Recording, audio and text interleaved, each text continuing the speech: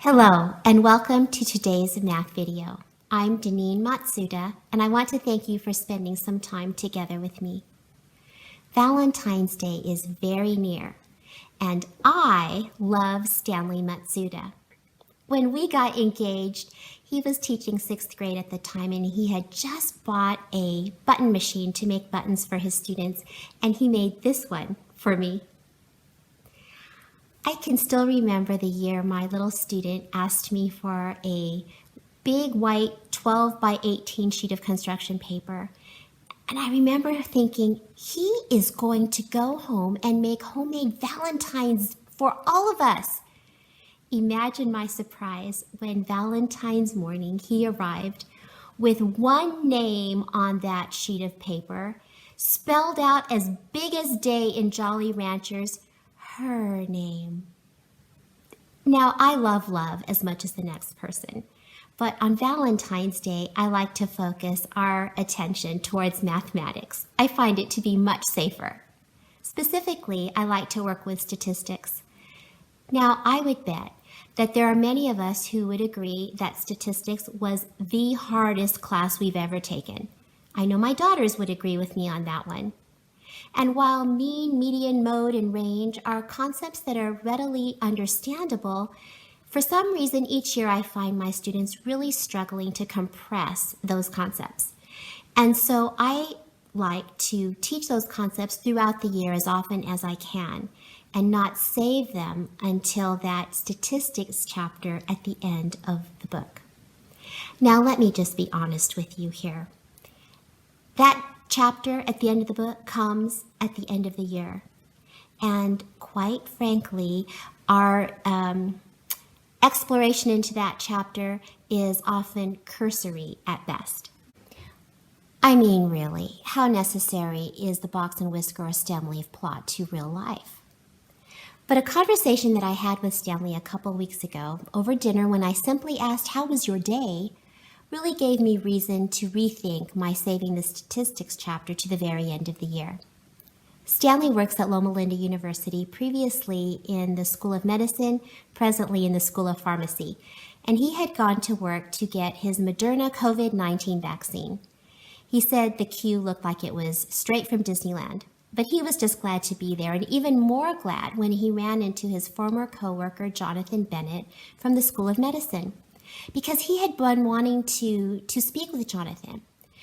"Jonathan," he said, "I need you to tell me the name of the diagram that you programmed into the School of Medicine's gradebook." And Jonathan said, "Oh, you mean the box and whisker plot." Did someone, an adult, just actually use box and whisker plot in a real life work sentence?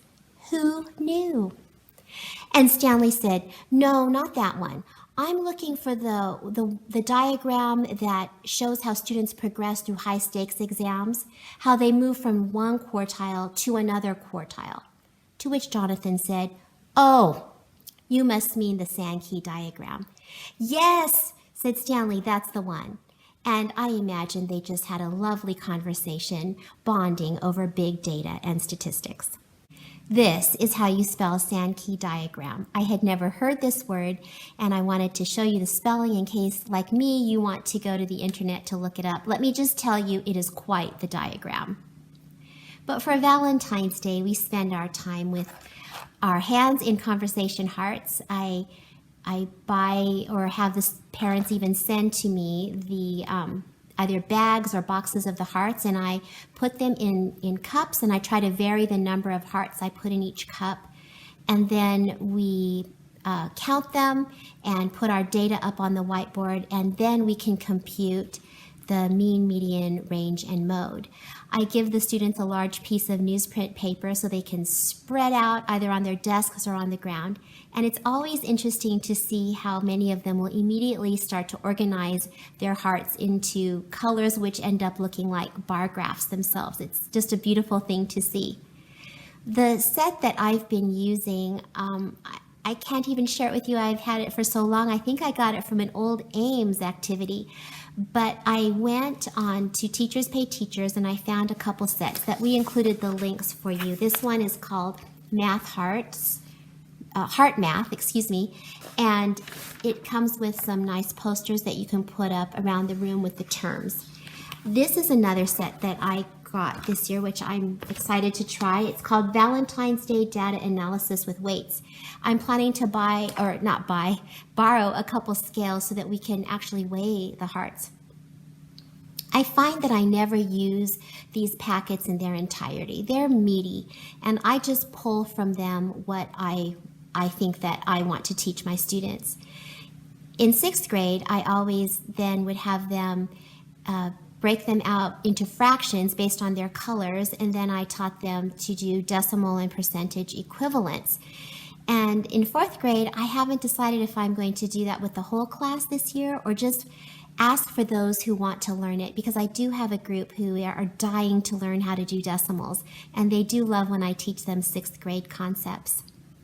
But my favorite part of this activity actually has to do with music, because what I do while they're working on their heart math is I turn on Pandora to the Nat King Cole music, and they get to hear those beautiful songs of Nat and Doris Day and Frank Sinatra, all those beautiful love songs that my parents loved and taught me to love.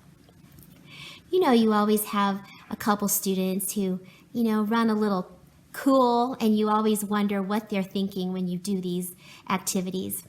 Several years ago, Ryan came to me in the middle of the lesson and said, "Mrs. Matsuda, I just love this music. It is so relaxing." And that really made my day, because I knew that if it was reaching Ryan's heart, it was reaching everyone's heart. Nat King Cole proved to be instrumental in my class that year because of the response of the students to this music. I decided for Grandparents' Day to teach them to sing Nat King Cole's LOVE song.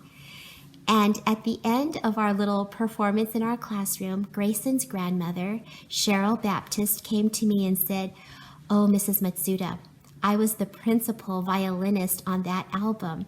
I said, "You worked with Nat King Cole?" She said, "Yes, I'm the violin on that album." And that was just an incredible experience to share with her. And so Grayson's grandmother, we actually had her come back and spend a time just teaching us and playing for us the violin, and I'll never forget that. Thank you, Grayson, for sharing your grandmother with us that day. I hope you found something that you can use for Valentine's Day math. You can actually break it up and do a little bit every day if that works out for your schedule.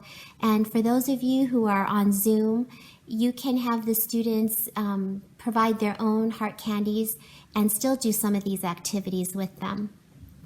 I hope that if you have found something that you like, that you'll give this video a thumbs up.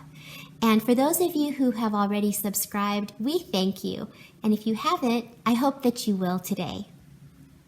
I'm going to say goodbye now and leave you with the reminder that you are a math person and you are enough. Goodbye.